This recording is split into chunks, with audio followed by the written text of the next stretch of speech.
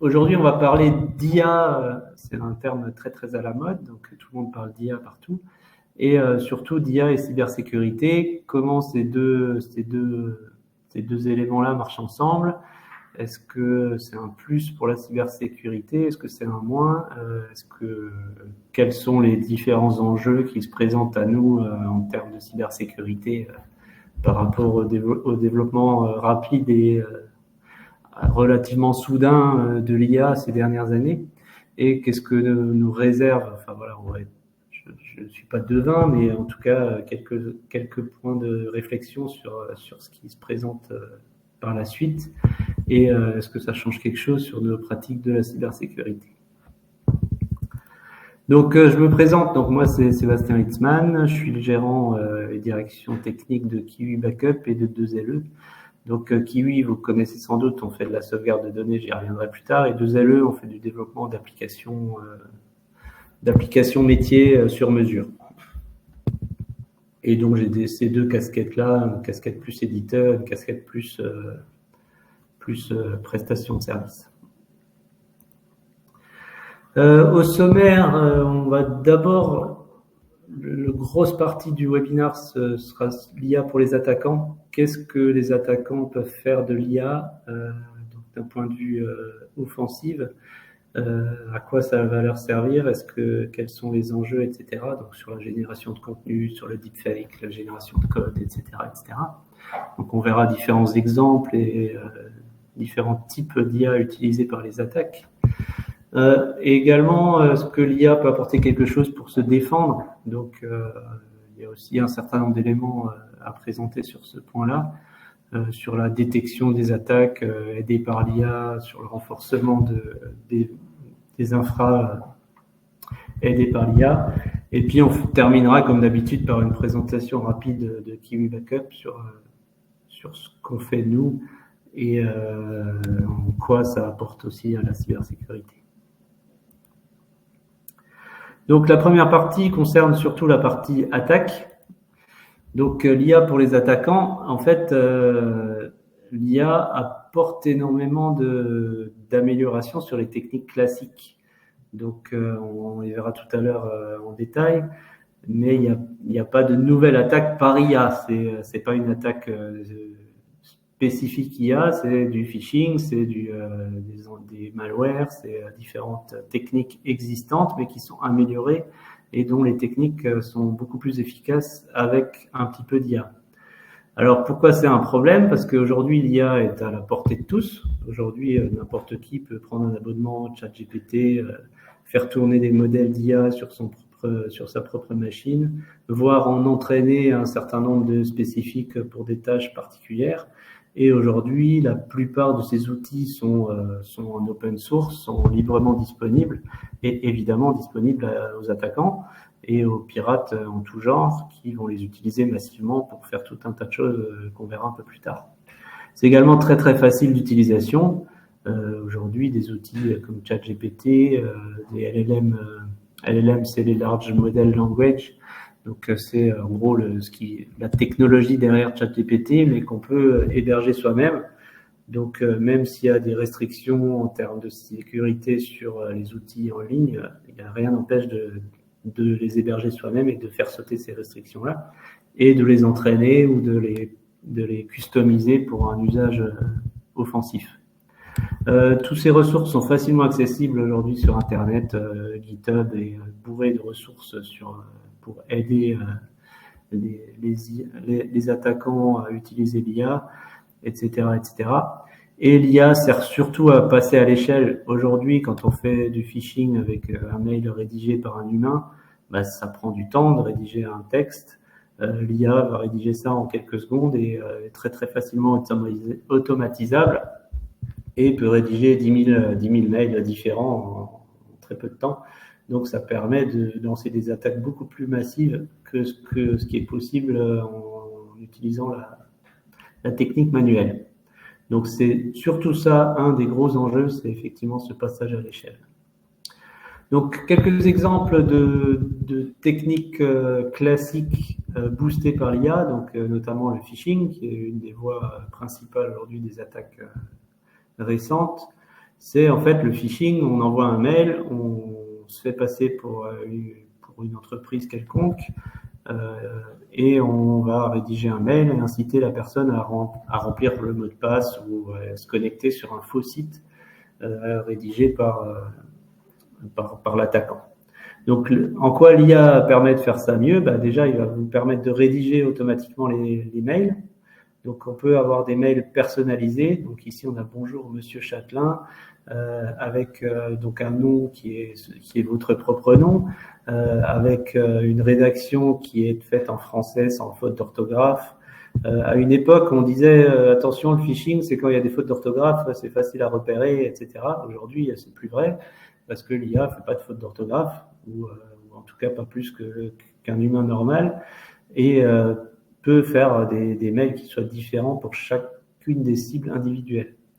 Donc, ça veut dire aussi qu'on peut plus détecter massivement des textes qui sont tous les mêmes, envoyés à 15 000 exemplaires, parce que en fait, il n'y a pas 15 000 mails envoyés à 15 000 personnes le même mail, c'est 15 000 mails différents. Donc, il n'y a plus la possibilité de faire des techniques de hachage ou de choses comme ça, de détecter les mots-clés de texte, parce que ces mots-clés de texte sont différents. Un deuxième point également, c'est une fois que le phishing a été envoyé, on est censé cliquer sur un lien et arriver sur une page. Ces pages-là peuvent aussi être produites par l'IA et reproduire la charte graphique d'un site existant, simplement avec des outils d'aide à la programmation.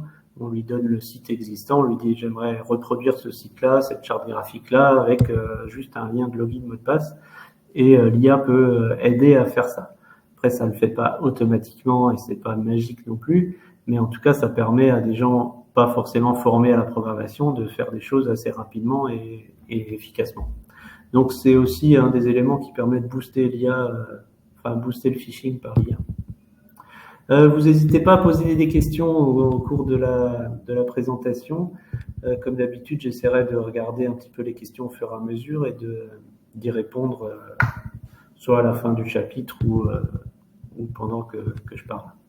Donc les questions, vous pouvez les poser dans le chat tout en bas à droite. Donc le phishing boosté par l'IA, c'est déjà c'est du phishing mail de manière assez classique pour faire de la connexion frauduleuse. On vous demande votre login, votre mot de passe, vous faites pas attention, vous êtes un site qui ressemble au site de la Poste et vous saisissez votre mot de passe.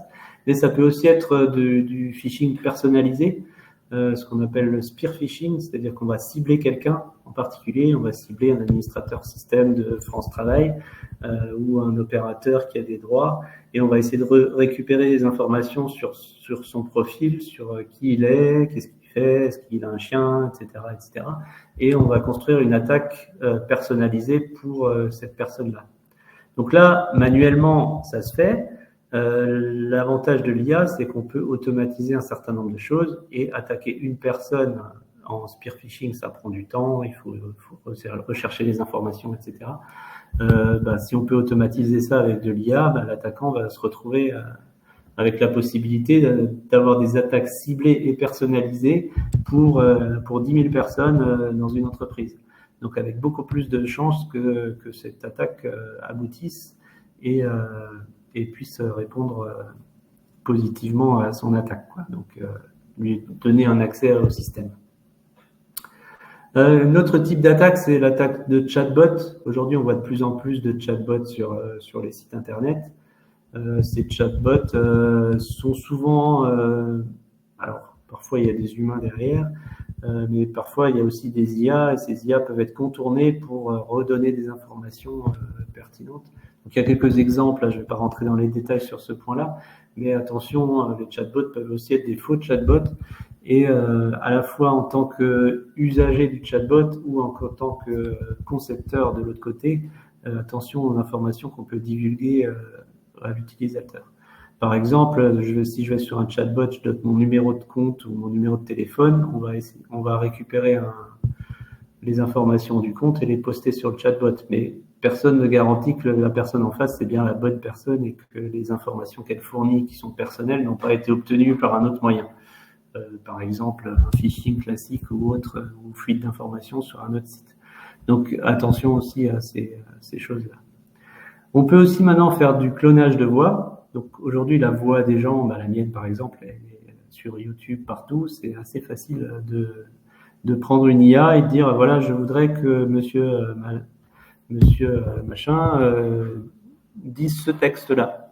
Donc on tape le texte en mode texte et la personne le fait en vocal. Donc ça, par exemple, pour passer un coup de fil, en se faisant passer pour moi, on peut appeler n'importe qui et du coup faire des attaques ciblées, personnalisées, me faire dire ce qu'on a envie de me faire dire et de faire une attaque de social engineering par ce biais-là. Donc attention aussi je reconnais la voix de monsieur machin, donc c'est la bonne personne, ça peut tout à fait ne pas l'être. Et aujourd'hui, l'humain n'est pas capable de faire la discrimination entre ce qui est généré par l'IA et cloné et de la vraie personne. C'est vraiment très très bien fait. On peut aussi faire des attaques malware boostées par l'IA, simplement parce que on peut personnaliser le malware pour une personne donnée. Donc dire je vais attaquer, je reprends France Travail ou un hôpital, et de dire voilà, cet hôpital il a tel antivirus, parce que j'ai déjà étudié la cible avant et qu'on sait que l'antivirus c'est du Kaspersky. Ben, on peut entraîner le malware, le faire des petites modifications mineures et tester le malware sur l'antivirus Kaspersky pour voir s'il le détecte ou pas. Et de cette manière-là, en fait, on peut générer tout un tas de variantes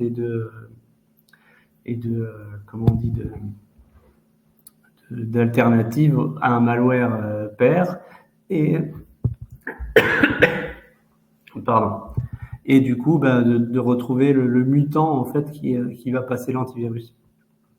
Donc ça, l'IA permet de faire ça, et également tous les services de tests de malware en ligne, de tests de virus qui permettent d'avoir un service qu'on peut appeler avec un exemple de malware et il va vous dire s'il est détecté par tel ou tel système. Donc ça, on y reviendra peut-être un petit peu plus tard. Et attention également aux attaques sur les réseaux sociaux. Aujourd'hui, générer des faux comptes et des faux profils qui vont parler à des personnes en particulier, toujours dans le cadre d'une attaque ciblée, c'est aussi très très facile. Et aujourd'hui, il y a des centaines et des centaines de milliers de faux comptes sur tous les réseaux sociaux qui sont là que pour soit diffuser de la fausse information, soit obtenir des informations de personnes ciblées. Et ça, c'est aussi une voie d'attaque assez performante. Et qui permet, par exemple, de créer un profil avec un faux visage. Aujourd'hui, il y a des services en ligne d'IA qui permettent de faire des faux visages qui sont tout à fait crédibles, mais qui ne sont le visage de personne. C'est simplement un mélange de millions de personnes et d'avatars de personnes existantes.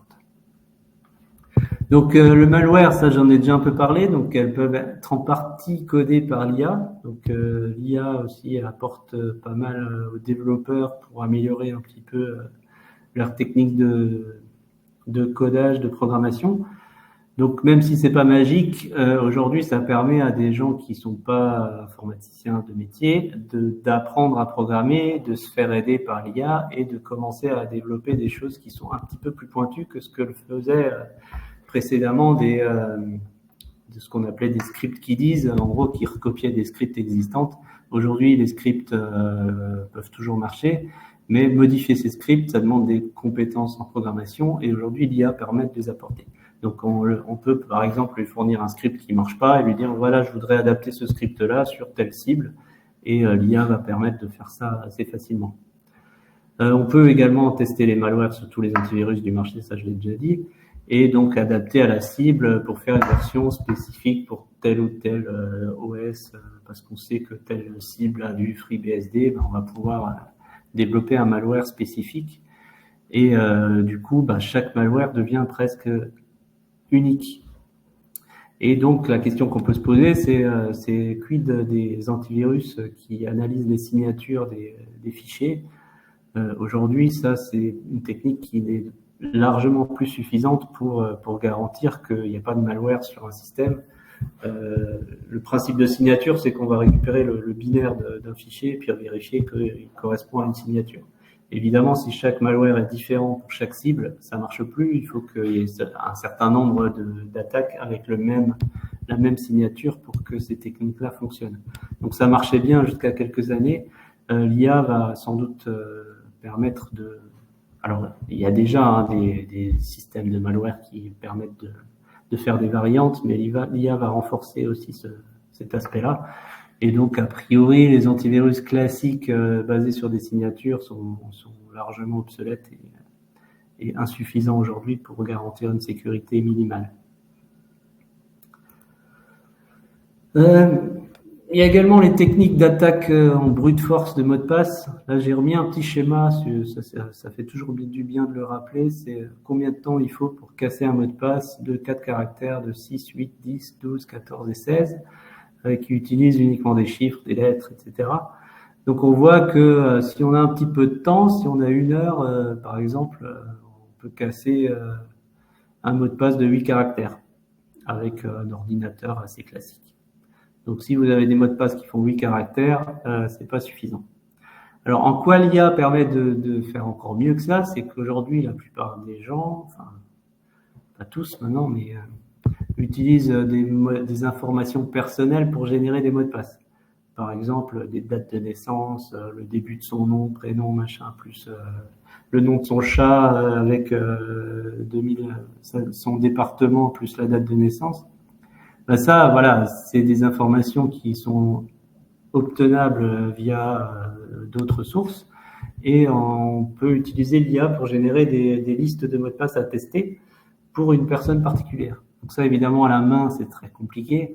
Vous pouvez pas générer 10 000 variantes pour chaque personne que vous voulez attaquer, mais avec un outil automatisé, avec un peu d'IA, ben, vous lui donnez les informations sur le nom du chat, la date de naissance de la personne, son nom, prénom, et puis il va vous générer 10 000 mots de passe les plus crédibles et on teste ces 10 000 mots de passe. Donc le tableau à droite ne va plus trop bien marcher si vous utilisez cette technique.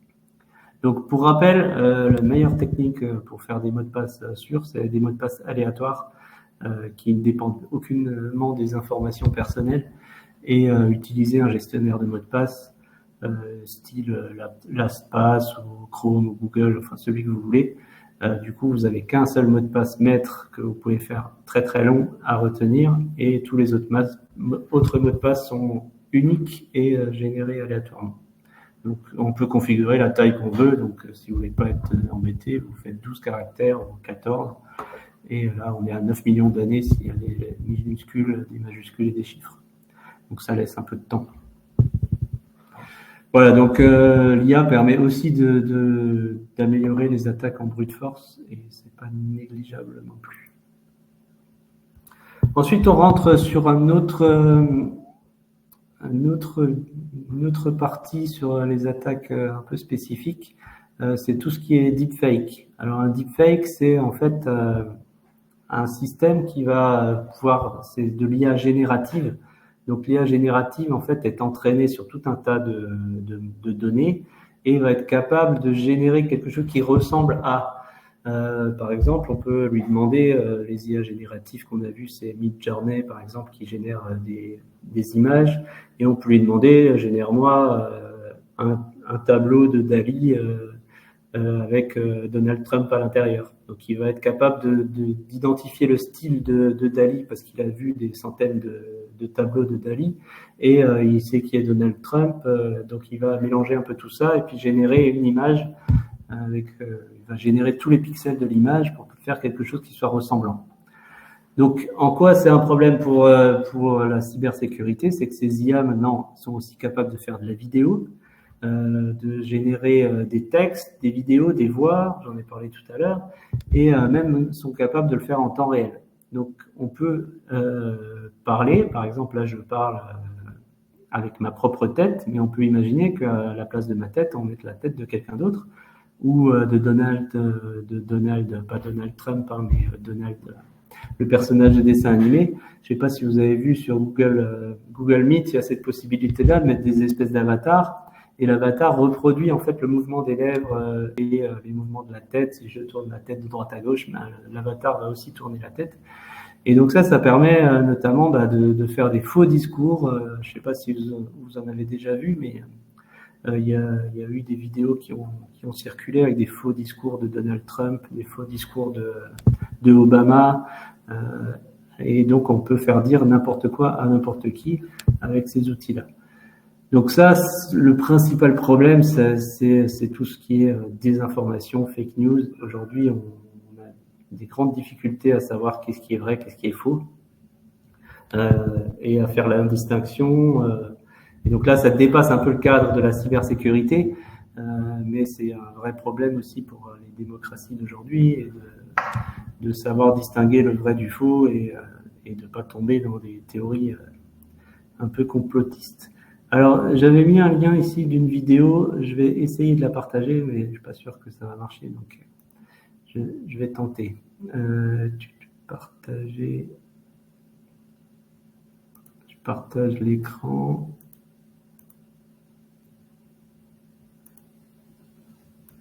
Si ça marche pas, vous irez la voir vous-même. Là, ce qu'on voit par exemple, c'est qu'une personne nous parle à gauche et sur une expression du visage, elle reproduit à droite. Automatiquement, en temps réel. Sourire avec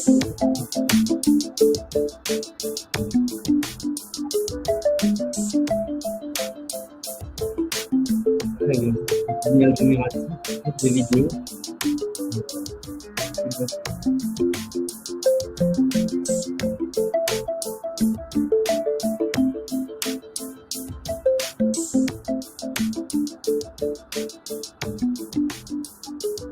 On va faire une vidéo de Obama qui reproduit un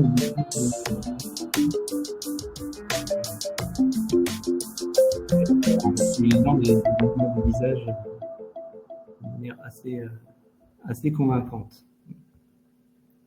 Savais-tu que... Donc, je reviens.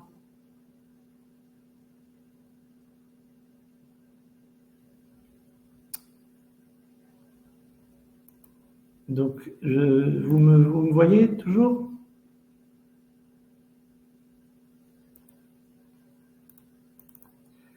Alors, c'est moi qui... Voilà, ok. Donc voilà, ça c'est des techniques en fait qui sont vraiment très très au point aujourd'hui et qui sont surtout en train de s'améliorer grandement et qui permettent de faire des attaques au président. Donc il y a eu un exemple célèbre dont vous avez peut-être entendu parler, c'était à Hong Kong où en fait un président fictif dans une visioconférence en live. Donc s'est fait passer pour le président, a fait une visio avec, je crois qu'il y avait une quinzaine de personnes autour de la table, dont une seule était vraie. Tous les autres étaient des faux profils avec des vraies personnes de l'entreprise. Et donc ils ont organisé cette vidéoconférence et la comptable a eu pour conclusion de cette visio de faire un ordre de virement de 25 millions de dollars. Et cet ordre a été exécuté parce que en fait le directeur était en visio avec cette personne-là et lui a dit fais-moi ça. Et tout ça était faux. Donc ça c'est une attaque évidemment ciblée et assez qui a dû demander un certain temps de préparation puisqu'il faut récupérer les vidéos de chacune des personnes, identifier qui est qui fait quoi, etc. Mais ça c'est des choses qui sont possibles aujourd'hui avec des outils de deepfake. De monter des visioconférences avec des fausses personnes. Donc attention, ayez des procédures d'identification qui ne soient pas juste basées sur la reconnaissance de visage, parce qu'aujourd'hui, ça c'est plus suffisant. Donc voilà, on a eu un certain nombre d'informations là-dessus. Donc la personne ciblée a reçu des liens pour participer à la réunion.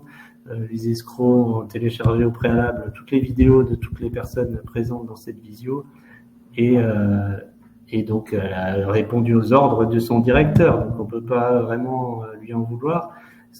La parade à ce type de choses, c'est d'avoir des procédures d'authentification fortes voilà, si je donne un ordre de virement à quelqu'un, ben, c'est à moi de le signer avec un double facteur sur mon téléphone, avec un code ou des choses comme ça.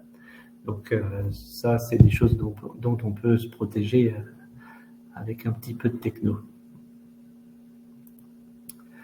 Il y a également des outils aujourd'hui qui génèrent des attaques ciblées automatiquement. Donc il y a un outil qui s'appelle Pentest GPT, qui est un outil intelligent. Alors intelligent, on s'entend bien, mais qui permet de s'adapter à la cible visée. Donc on lui dit, voilà, génère-moi une attaque pour cibler France Travail.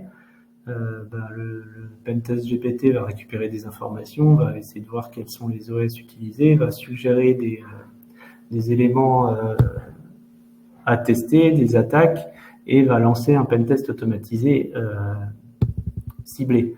Aujourd'hui, la plupart des pentests ont des scripts tout faits qui sont les mêmes pour l'ensemble des cibles. Donc si votre cible elle a que du Linux et c'est pas la peine normalement d'envoyer toutes les attaques Windows. S'il n'y a pas tel type de système, c'est pas la peine non plus.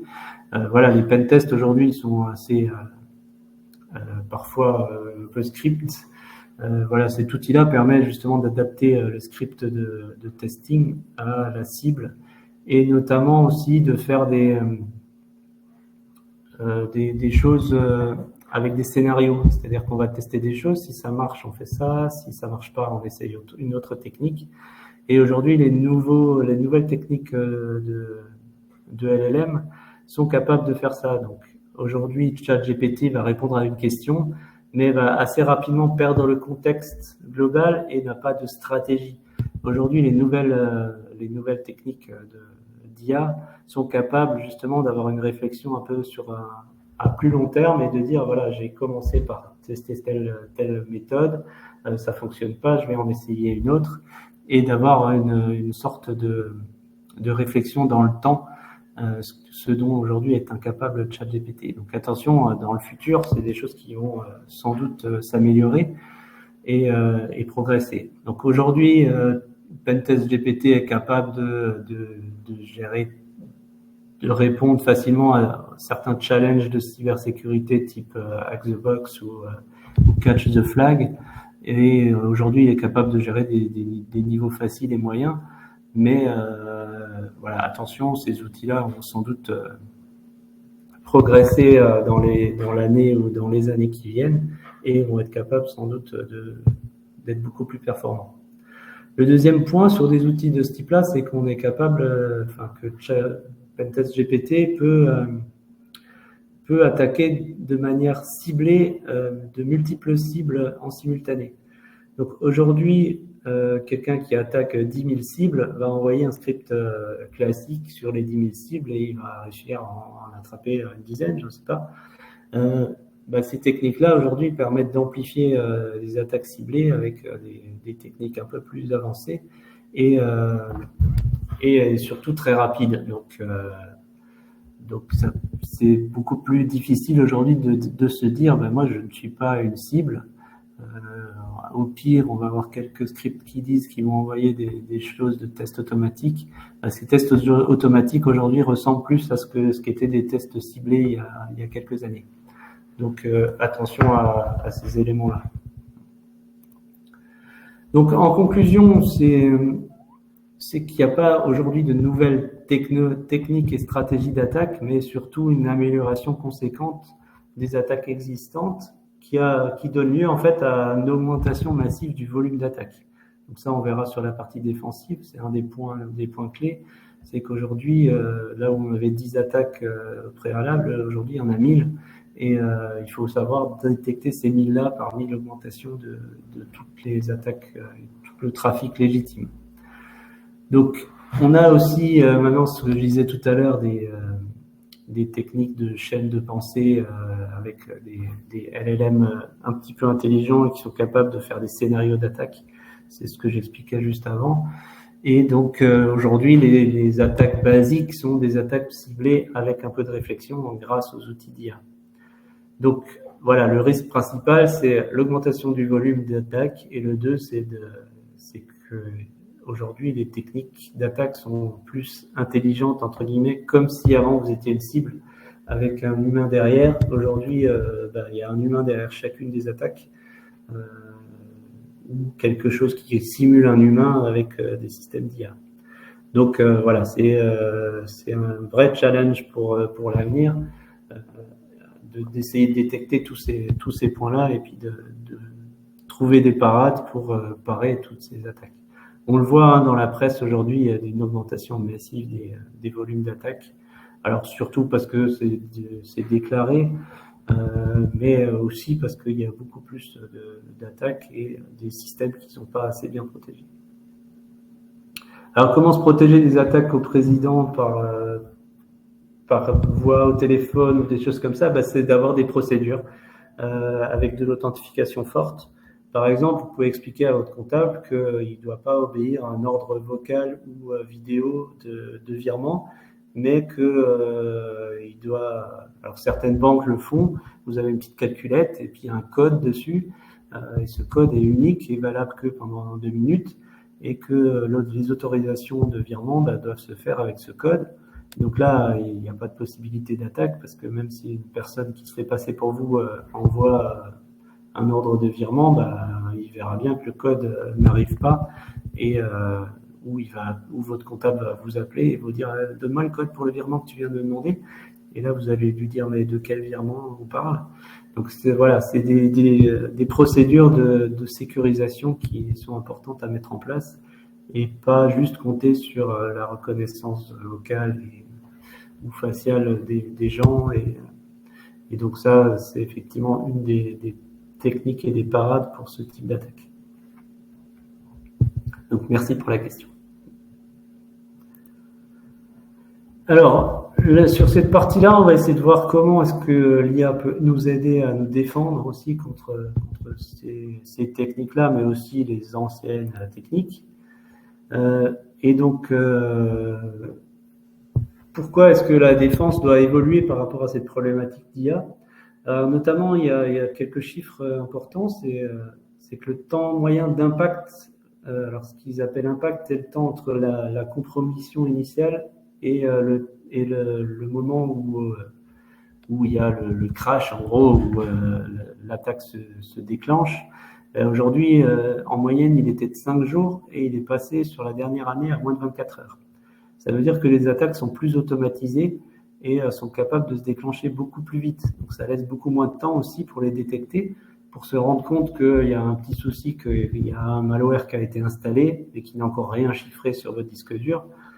Ce malware, avant, vous aviez 5 jours pour le détecter. Aujourd'hui, vous n'avez même pas 24 heures. Donc voilà, ça, c'est un temps moyen d'impact. C'est des statistiques qui viennent d'outils de SOC et d'autres services spécialisés dans la cybersécurité qui ont remonté ce chiffre. Il y a également un volume d'attaques beaucoup plus important, donc ça j'en ai parlé tout à l'heure, lié à l'automatisation des techniques. Et en face de ce volume important, on manque de ressources humaines. Aujourd'hui, on manque de beaucoup de spécialistes en cybersécurité, on manque d'informaticiens, on manque d'analystes, on manque de gens capables de détecter ce qui est une vraie attaque de ce qui est une fausse attaque, de discriminer aujourd'hui ce que l'IA remonte comme attaque potentielle et de ce qui est des faux positifs et des faux négatifs. Et donc voilà, ce problème de ressources humaines est un vrai souci aujourd'hui dans la protection des systèmes informatiques. Il faut également diminuer le temps de réponse, parce qu'on a vu que l'IA permet d'accélérer les attaques, de tester différents scénarios à une vitesse nettement améliorée. Et la défense, l'IA permet aussi de gérer les signaux faibles. Par exemple, vous avez la plupart des attaquants essayent de passer inaperçus et vont pas envoyer en 5 minutes l'ensemble de leurs attaques, mais vont envoyer par petites touches. Et donc alors une petite touche tout seul, une tentative de connexion sur un SSH tout seul, c'est pas vraiment un problème, mais si on a un toutes les 10 minutes pendant une semaine, c'est un certain nombre de signaux faibles qui, additionnés, peuvent laisser penser à une attaque ciblée. Donc ce traitement des signaux faibles est quelque chose d'assez difficile à faire. pour des humains, mais un peu plus facile pour des IA. Donc, en termes de techniques d'IA de défense, juste pour rappel, il y a deux systèmes, il y a deux types d'IA. Il y a ce qu'on appelle des IA supervisées, donc qui sont en fait des IA entraînées sur des scénarios existants. Donc à partir de données, on va lui donner par exemple des milliards de lignes de log et lui dire dans ces lignes de log, ça c'est une attaque, ça c'en est pas une, ça c'en est une, ça c'en est pas une. Et donc ce type d'IA est capable de reconnaître des schémas d'attaque connus. J'ai une attaque sur wp login.php sur un serveur web, ça on sait que voilà, quelqu'un est en train de chercher un WordPress. Ça c'est des schémas d'attaque connus. Donc ça marche assez bien. La problématique de ce type de technique, c'est de lui fournir suffisamment de données et de d'étiqueter ces données. C'est-à-dire que le milliard de lignes de log, il faut que quelqu'un se paluche cette quantité de données pour aller dire voilà, ça c'est une attaque, ça c'en est pas. Et l'IA va être capable ensuite, à partir des données qu'on lui a données, de redétecter les mêmes schémas. Alors ça marche bien sur les schémas existants qu'on connaît déjà, mais qu'est-ce qui va se passer si c'est des schémas un peu différents ou personnalisés? S'il y a des schémas d'attaque qui n'ont pas été apprises par l'IA, elle ne va pas pouvoir les détecter. Donc ça, c'est une des limites des IA supervisées. Ensuite, on a également des IA non supervisées, c'est-à-dire que c'est des outils qui analysent du comportement. Donc, il va pas, en fait, qui est pas entraîné sur des données, sur des choses connues, qui analyse un petit peu le comportement. Tiens, votre administrateur système s'est connecté à tel serveur. Est-ce que c'est normal? Est-ce que c'est bien lui? Pourquoi est-ce qu'il se connecte alors qu'il l'a jamais fait au préalable? Donc, il va apprendre en fait le fonctionnement du système et repérer tout ce qui est anormal par rapport au fonctionnement habituel. Donc ça peut justement détecter des choses un petit peu aberrantes ou tiens, j'ai 10 000 tentatives de connexion de l'administrateur système, c'est pas normal. D'habitude, il se connecte une fois le matin, une fois le midi, et puis donc c'est 2 connexions en moyenne par jour. Si c'est 3, c'est normal, mais quand il y en a 10 000, c'est qu'il y a un souci. Donc ça, c'est des IA non supervisées qui peuvent être assez performantes, mais qui ont l'inconvénient de générer beaucoup d'alertes et de faux positifs. Et du coup, faut qu'il y ait un humain qui lise toutes ces alertes et qui dise ah non, ça c'est normal parce que je viens de transférer 10 000 fichiers et que c'est normal qu'il y ait 10 000 connexions, etc., etc. Donc ça demande du temps aussi d'humain et on retombe sur le problème initial, c'est les ressources humaines et comment on fait pour avoir suffisamment de personnes pour savoir ce qui se passe. Le deuxième inconvénient, c'est des IA comme ça non supervisées, c'est l'explicabilité. C'est un mot un peu compliqué, mais en gros, quand une IA va vous donner un résultat, la plupart des IA aujourd'hui sont incapables de vous dire qu'est-ce qui l'ont amené à ce résultat-là. Elle va vous dire attention, il y a une attaque, mais elle ne va pas vous dire pourquoi est-ce qu'elle croit qu'il y a une attaque. Donc ça, un humain, il a besoin qu'on lui dise, voilà, en fait, il y a 3 connexions ici, ça c'est pas normal parce que d'habitude il y en a pas. Il y a 2 connexions qui viennent de cette IP-là, il y a une corrélation entre ça et ça, et donc j'en conclus que ça, l'IA aujourd'hui, la plupart sont incapables de faire ça et vont vous dire attention, alerte, mais ils vous expliquent pas pourquoi. Et donc cette notion d'explicabilité, elle est très importante. Alors, dans la cybersécurité, mais dans d'autres domaines aussi. Et il y a pas mal de recherches en ce moment sur l'IA qui essaient justement d'améliorer ce point-là pour savoir pourquoi on vous suggère tel élément pour convaincre l'humain qui est derrière que c'est un vrai positif, va falloir donner des explications. Donc l'IA peut permettre justement d'être un très bon allié pour détecter les intrusions et identifier les menaces. Donc par de l'analyse de comportement, c'est ce que je disais tout à l'heure, détection des anomalies en temps réel, donc, analyser le comportement du système complet et de voir ce qui est normal, ce qui est anormal. Et également utiliser d'identifier des menaces potentielles en fait avec des algorithmes d'apprentissage qui sont capables justement d'étudier des attaques existantes et d'essayer de les reproduire sur le code. Il y a également des systèmes en rétroaction, c'est-à-dire vous avez une IA de défense contre une IA d'attaque, et en fait elles se challenge mutuellement.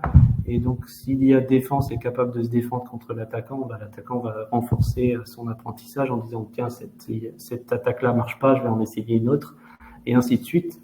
Et ça, c'est une technique qui peut être assez efficace justement pour protéger les systèmes en ayant une IA à côté défensif et une IA à côté offensif qui se challenge mutuellement pour s'améliorer. Et justement, c'est ce qu'on appelle de l'IA proactive automatique. Donc, il y a aussi la partie pentest par IA. On en a parlé tout à l'heure pour la partie attaquante. Mais ça peut être aussi utilisé pour la partie défensive, donc avec justement un pentest permanent qui s'entraîne en fait sur votre système et qui va essayer de détecter les failles le plus rapidement possible et en permanence, en continu. C'est surtout ça important, c'est qu'aujourd'hui on fait 1, 2, 3, 4, 5 pentests par an, mais on n'est pas à l'abri d'une erreur de configuration qui serait entre deux pentests. Ces systèmes-là permettent de le faire en permanence et de détecter les failles ou les erreurs de configuration plus rapidement. Donc, on peut également, l'IA permet aussi de faire de l'analyse de code, donc analyse de code source par l'IA pour identifier les failles. Donc, notamment GitHub et GitLab font ça, ont des outils justement de détection de zones sensibles. Par exemple, vous avez un endroit où on va faire de l'analyse de mot de passe, par exemple, comparer le mot de passe tapé à celui dans la base. Il faut être capable de mettre le focus sur ce point-là et dire attention, ici, il y a un truc, vous utilisez une fonction de hachage un petit peu faible qui est plus recommandée. Est-ce que c'est voulu? Qu'est-ce que vous faites de cette fonction? Etc., etc. Donc après, il y a toujours un humain qui vient regarder si c'est une fausse alerte ou une vraie alerte. Mais l'IA permet justement de mettre le focus sur ces morceaux de code. Un code aujourd'hui, Linux, c'est 4 millions de lignes de code. Un humain ne peut pas lire les 4 millions de lignes de code facilement et régulièrement, alors que l'IA va être capable de détecter des schémas et des choses comme ça. Donc ça, c'est aussi un outil assez intéressant d'aide fourni par l'IA. Ensuite, on a aussi là, on rentre dans des choses un petit peu plus pointues, mais des IA génératives d'attaque. Donc, un petit peu comme on le voyait tout à l'heure sur les IA génératives d'images, il est capable, en fait, de générer des types d'attaques, des scénarios, des types de paquets, des types de requêtes, de combiner tout ça et de tenter d'attaquer un système.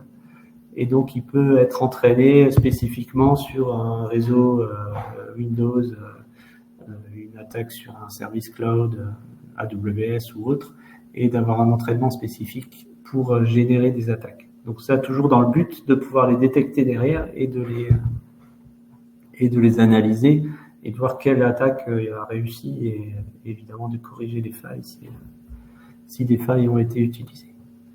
Donc il y a pas mal d'outils qui sont intéressants aussi fournis par l'IA pour cette partie analyse des attaques.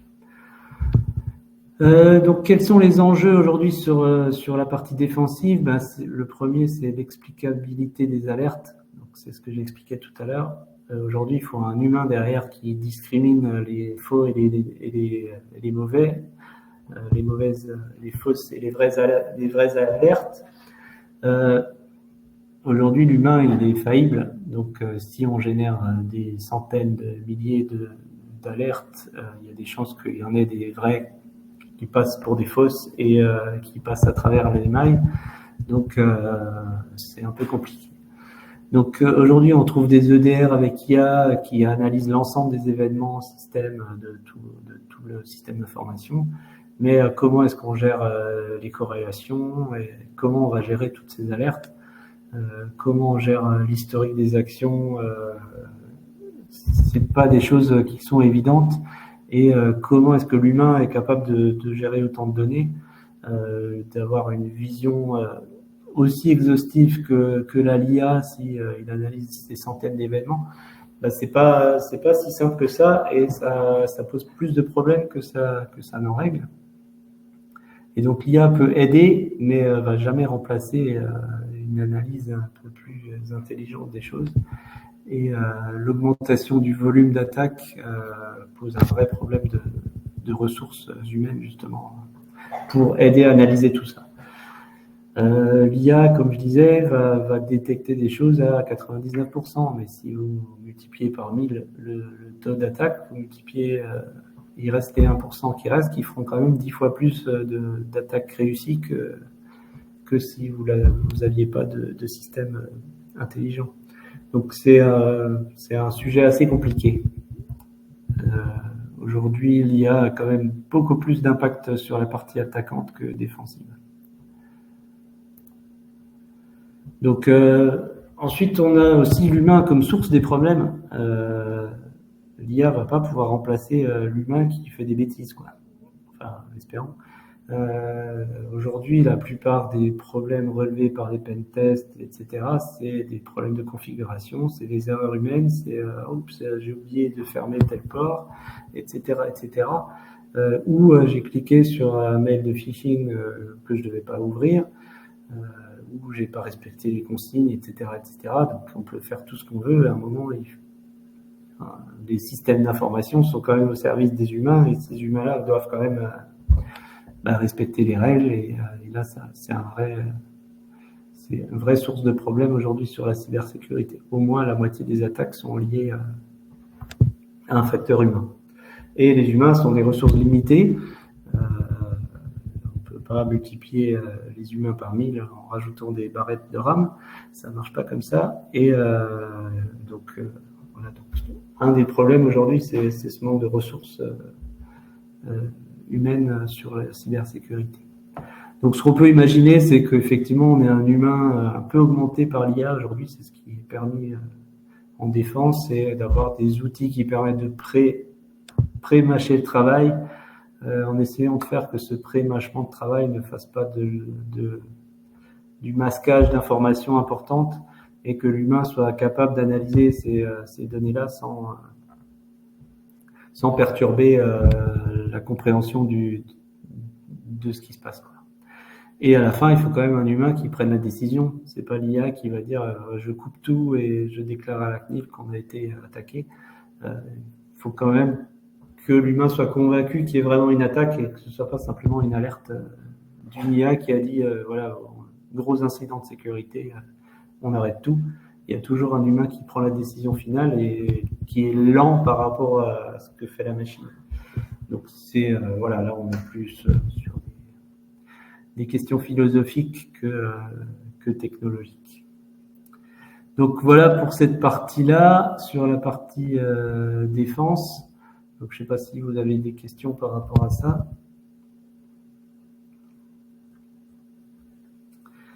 Et s'il n'y a pas de questions, je rappelle juste ce que j'ai tendance à appeler le tabouret de la cybersécurité. C'est les 3 piliers basiques de chez basique, sans rentrer dans l'IA, et qui aujourd'hui, malheureusement, dans certains cas, ne sont pas encore très très bien faits. C'est mettre à jour vos systèmes. Ça, c'est un basique de chez basique. Ça, tout le monde le sait, tout le monde le dit. Mais malheureusement, on trouve encore des systèmes qui n'ont pas été mis à jour depuis un certain nombre d'années.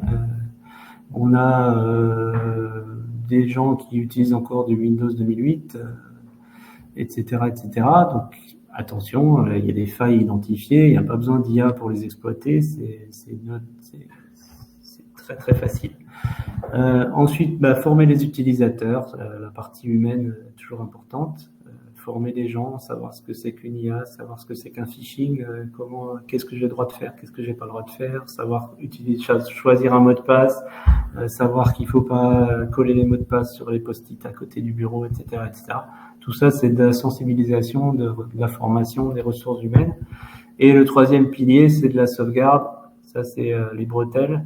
Si à un moment c'est votre parachute de secours, si tout s'écroule, la sauvegarde doit permettre de repartir et de pas mourir. Donc c'est vraiment l'exemple type du parachute de secours. Donc ces 3-là, si on n'a pas ces 3-là, c'est pas la peine d'aller regarder du côté de l'IA ce qu'elle est capable de faire. Commencer par ça, c'est vraiment le basique de chez basique. et c'est le pilier qui va tenir tout le reste de l'édifice.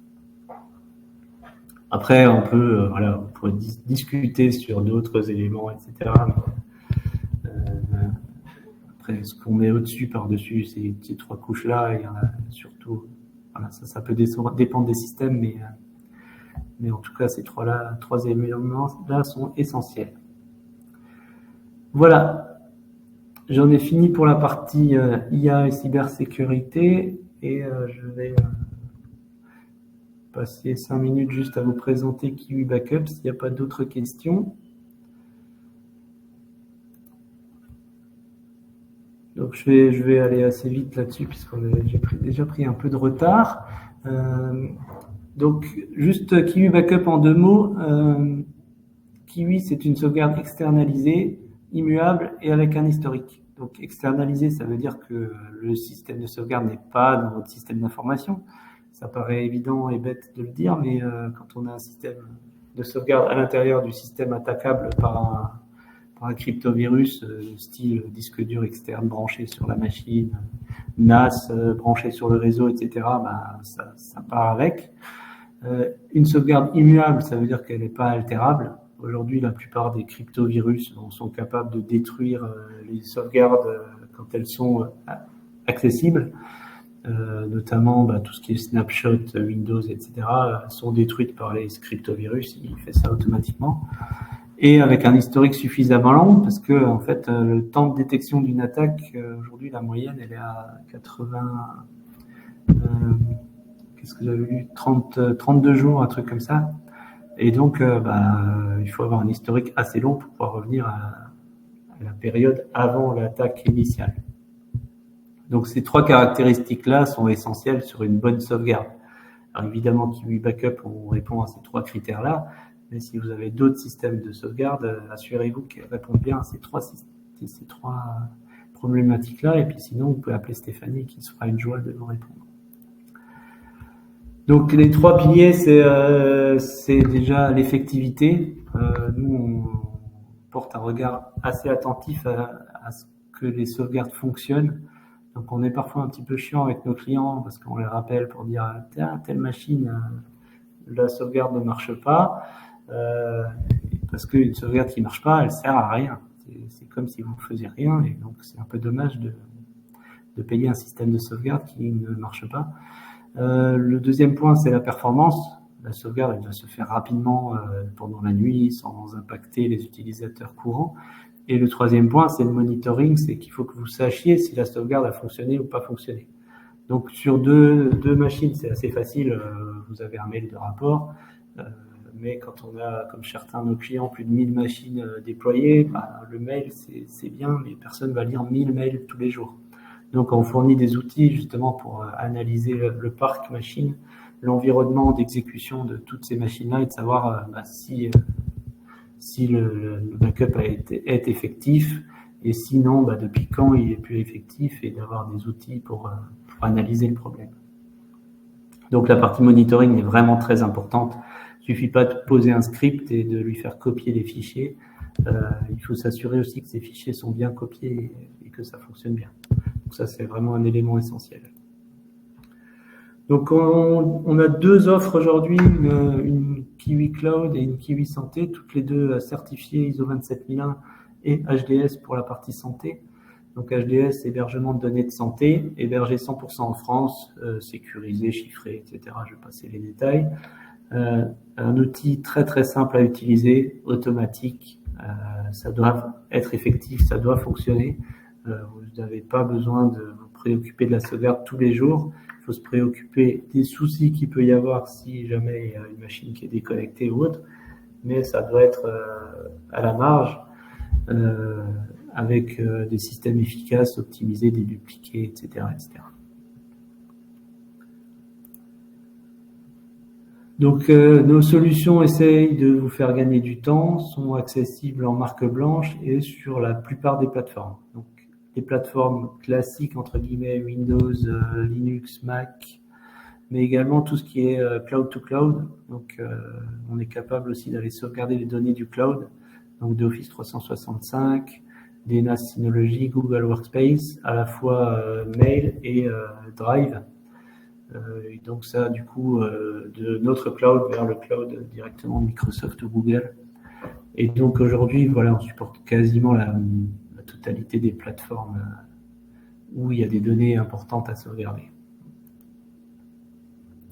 Voilà, si vous avez des questions, si vous avez un projet de sauvegarde ou des questions sur ma présentation, vous pouvez les poser, ou sinon vous pouvez contacter Stéphanie pour si vous avez un projet de déploiement de sauvegarde, ou si votre système vous convient pas tout à fait ou répond pas à tous les critères, on se fera un plaisir de vous répondre. Et donc vous pouvez nous suivre également sur LinkedIn, sur Twitter, X pardon, et sur YouTube, où on a surtout des tutos sur YouTube. La plupart de l'actualité, elle est surtout diffusée sur LinkedIn. Donc n'hésitez pas à vous abonner à notre page aussi, LinkedIn. Ça nous ferait très plaisir, et surtout à Eva et Céline. Merci à tous.